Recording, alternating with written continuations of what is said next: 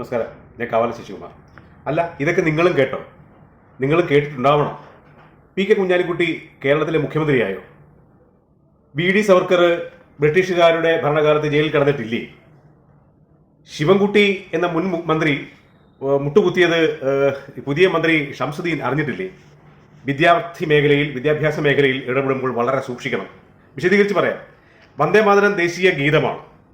അതിന്റെ 150-ാം വർഷം അത് ആഘോഷിക്കുകയാണ്. ആ സമയത്ത് വന്ദേമാതരം നിർബന്ധമായും ഔദ്യോഗിക ചടങ്ങുകളിൽ പാടണം. അത് പൂർണ്ണമായി പാടണം, മുഴുവൻ വരികളും പാടണം എന്ന് സംസ്ഥാനത്തെ ചീഫ് സെക്രട്ടറി ഉത്തരവിറക്കി. ചീഫ് സെക്രട്ടറി ഉത്തരവിറക്കാൻ കാരണം വന്ദേമാതരത്തിന്റെ 150-ാം വർഷത്തിൽ ഇത് വിപുലമായി ആഘോഷിക്കുവാൻ വേണ്ടിയുള്ള തീരുമാനമെടുത്ത് കേന്ദ്ര സർക്കാർ വന്ദേമാതരത്തിന് ദേശീയ ഗാനത്തിന്റെ തുല്യ പദവി നൽകുകയും വന്ദേമാതരത്തെ അധിക്ഷേപിക്കുകയോ ബഹുമാനിക്കാതിരിക്കുകയോ ചെയ്താൽ ദേശീയ ഗാനത്തിനോട് കാണിക്കുന്ന അതേ അപമാനത്തിനും അവഗണനയ്ക്കും തുല്യമായ ശിക്ഷാവിധികൾ ഉറപ്പാക്കുന്ന നിയമം പാർലമെന്റിൽ പാസാക്കുകയും ചെയ്തു. ഇതിന്റെ അടിസ്ഥാനത്തിലാണ് ഈ വർഷം ഓഗസ്റ്റ് 9 മുതൽ ഓഗസ്റ്റ് 17 വരെ, ഓഗസ്റ്റ് 9 എന്ന് പറഞ്ഞാൽ അറിയാമല്ലോ, നമ്മളുടെ ക്വിറ്റ് ഇന്ത്യ ദിനമാണ്. അന്ന് മുതൽ സ്വാതന്ത്ര്യ ദിനാഘോഷങ്ങളുടെ പരിസമാപ്തിയായ 17-ാം തീയതി വരെ ഇത് വന്ദേമാതരം കൃത്യമായി പാടണം, അത് മുഴുവനായും പാടണം എന്നാണ് തീരുമാനമെടുത്തിരിക്കുന്നത്. ഈ തീരുമാനം ഉത്തരവാക്കി സംസ്ഥാന ചീഫ് സെക്രട്ടറി തദ്ദേശ സ്വയംഭരണ സ്ഥാപനങ്ങൾക്കെല്ലാം അയച്ചു കഴിഞ്ഞു. അപ്പോഴാണ് ഒരു ചോദ്യം ഉണ്ടാവുന്നത്, വന്ദേമാതരം പാടണമെന്ന് ആര് നിശ്ചയിച്ചു?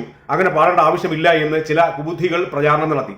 അപ്പോൾ സംസ്ഥാനത്തെ മന്ത്രിസഭയിലെ രണ്ടാമനായ മുസ്ലിം ലീഗിന്റെ തലവനായ പി കെ കുഞ്ഞാലിക്കുട്ടി ഒരു പ്രസ്താവന ഇറക്കിയിരിക്കുന്നു, വന്ദേമാതരം മുഴുവൻ പാടേണ്ട ആവശ്യമില്ല എന്ന്. മുഖ്യമന്ത്രിയുമല്ല, മന്ത്രിസഭയിലെ രണ്ടാമനെന്ന് ഒരു പദവി കൊടുത്തിരിക്കുന്ന പി കെ കുഞ്ഞാലിക്കുട്ടിയാണ് ഇറക്കിയിരിക്കുന്നത്. പി കെ കുഞ്ഞാലിക്കുട്ടിക്ക് അങ്ങനെ ഇറക്കാൻ പറ്റുമോ? അങ്ങനെ ഒരു ഉത്തരവ് ഇറക്കാനാവുമോ? അങ്ങനെ ഒരു തീരുമാനം പ്രഖ്യാപിക്കാൻ പറ്റുമോ? ഇപ്പം വി ഡി സതീശൻ തന്നെയല്ലേ മുഖ്യമന്ത്രി?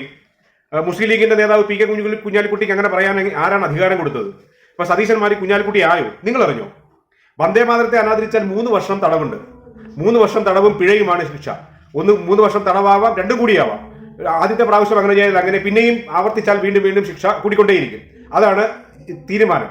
സ്വാതന്ത്ര്യം ലഭിക്കുന്നതിന് മുമ്പ് മുസ്ലിം ലീഗ് വന്ദേമാതരത്തെ അനാദരിച്ചിട്ടുണ്ട്, വന്ദേമാതരം പാടില്ല എന്ന് പ്രഖ്യാപിച്ചിട്ടുണ്ട്.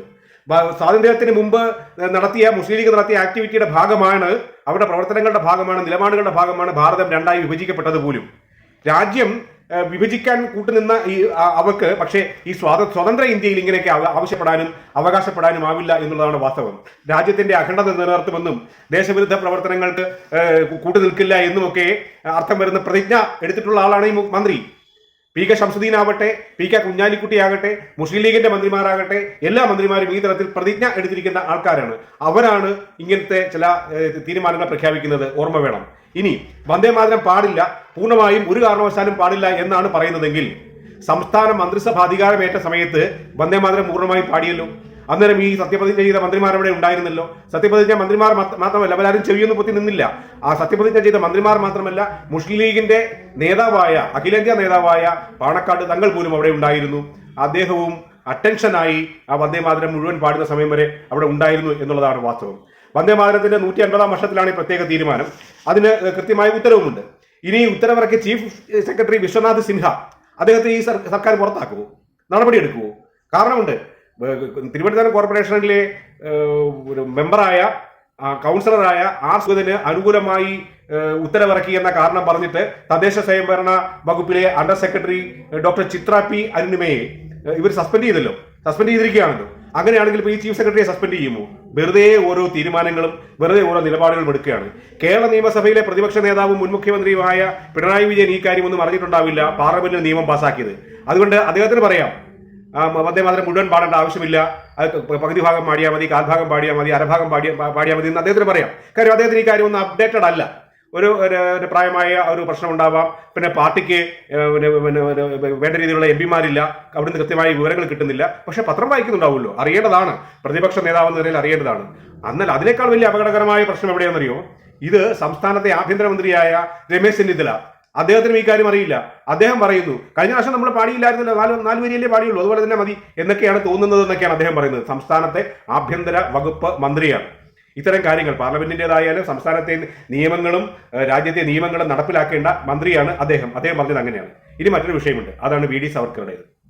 BD സവർക്കറെ ചൊല്ലിയാണ് പുതിയൊരു വിവാദം. കാസർഗോഡ് ജില്ലയിലെ കാസർഗോഡ്, മഞ്ചേശ്വരം, കുമ്പള ഈ 3 ഉപവിദ്യാഭ്യാസ ജില്ലയിലെ LP വിദ്യാർത്ഥികൾക്ക് വേണ്ടിയിട്ട് ഒരു മത്സരം നടത്തി, ഫ്രീഡം ക്വിസ്. അത് അവിടുത്തെ സോഷ്യൽ സയൻസ് ക്ലബ്ബാണ് ആ മത്സരങ്ങൾ നടത്തിയത്. അവർ നടത്തിയ മത്സരത്തിനകത്ത് ഒരു ചോദ്യം ചോദിച്ചിട്ടുണ്ടായിരുന്നു. ആ ചോദ്യം ഇതാണ്: ബ്രിട്ടീഷ് ഭരണകാലത്ത് ഏറ്റവും കൂടുതൽ കാലം തടവ് അനുഭവിച്ച സ്വാതന്ത്ര്യ സമര സേനാനി ആരാണ്? സ്വാതന്ത്ര്യത്തെക്കുറിച്ചാണ് ചോദ്യം, സ്വാതന്ത്ര്യത്തെക്കുറിച്ചാണ് ക്വിസ്. അങ്ങനെ ഒരു ചോദ്യം ചോദിച്ചപ്പോൾ ഇങ്ങനെ ചോദിച്ചാൽ അതിന് ഒറ്റ ഉത്തരം മാത്രമേ ഉള്ളൂ, അത് BD സവർക്കറാണ്. BD സവർക്കർ ആയി പോയത് കൊണ്ട് വേറെ എന്തെങ്കിലും ഉത്തരം പറയാൻ പറ്റുമോ? അങ്ങനെ ഒരു ചോദ്യം ചോദിക്കരുതെന്ന് പറയാൻ പറ്റുമോ?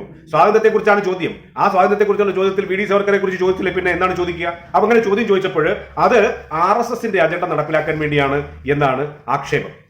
അത് കമ്മ്യൂണിസ്റ്റുകാർ അങ്ങനെ പറയും, കമ്മ്യൂണിസ്റ്റുകാർക്ക് അങ്ങനെ പറയാം, പിണറായി വിജയൻ അങ്ങനെ പറയുകയും ചെയ്തു.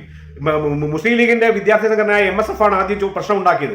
അവരാദ്യം പ്രശ്നം ഉണ്ടാക്കി, അത് കഴിഞ്ഞ് കമ്മ്യൂണിസ്റ്റ് പാർട്ടിയുടെ യുവജന വിഭാഗമായ DYFI പ്രശ്നം ഉണ്ടാക്കി, ഇവരെല്ലാം കൂടി വലിയ ബഹളം ഉണ്ടാക്കി. ഇപ്പോൾ മന്ത്രി, സംസ്ഥാനത്തെ വിദ്യാഭ്യാസ മന്ത്രി N. ഷംസുദ്ദീൻ അദ്ദേഹം പ്രഖ്യാപനം നടത്തിയിരിക്കുകയാണ്. അദ്ദേഹം പറഞ്ഞിരിക്കുന്നത് ഇതിനെക്കുറിച്ച് അന്വേഷണം നടത്തി റിപ്പോർട്ട് കൊടുക്കുവാൻ വേണ്ടിയിട്ട് ജില്ലാ വിദ്യാഭ്യാസ ഓഫീസറോട് ആവശ്യപ്പെട്ടിരിക്കുന്നു. ജില്ലാ വിദ്യാഭ്യാസ ഓഫീസർ ഉപജില്ലാ വിദ്യാഭ്യാസ ഓഫീസർമാരോട് റിപ്പോർട്ട് ചോദിച്ചിരിക്കുകയാണ്. റിപ്പോർട്ട് കൊടുക്കുമായിരിക്കും. റിപ്പോർട്ട് കൊടുത്തിട്ട് ഒരു പക്ഷേ 2-3 അധ്യാപകർക്കെതിരെ നടപടി എടുക്കുകയും ചെയ്യും. ഇവിടെ നടപടി എങ്ങനെയാണോ? സസ്പെൻഷൻ ആണല്ലോ എല്ലാ ആൾക്കാരെയും. അങ്ങനെ സസ്പെൻഡ് ചെയ്യുമായിരിക്കും. പക്ഷേ മനസ്സിലാക്കേണ്ടത് അടിസ്ഥാനപരമായ ചോദ്യം ഇതാണ്: സ്വാതന്ത്ര്യ സമരം നടന്നിട്ടുണ്ടെങ്കിൽ അതിൽ BD സവർക്കർ പങ്കെടുത്തിട്ടുണ്ടോ? BD സവർക്കർ ജയിലിലായിട്ടുണ്ടോ? അത് ബ്രിട്ടീഷ് ഭരണകാലത്തായിരുന്നു. ആ ഏറ്റവും കൂടുതൽ കാലം ജയിൽ ശിക്ഷ അനുഭവിച്ചത് BD സവർക്കർ അല്ലേ? ഈ ചോദ്യങ്ങൾക്ക് ഉത്തരം പറയണം.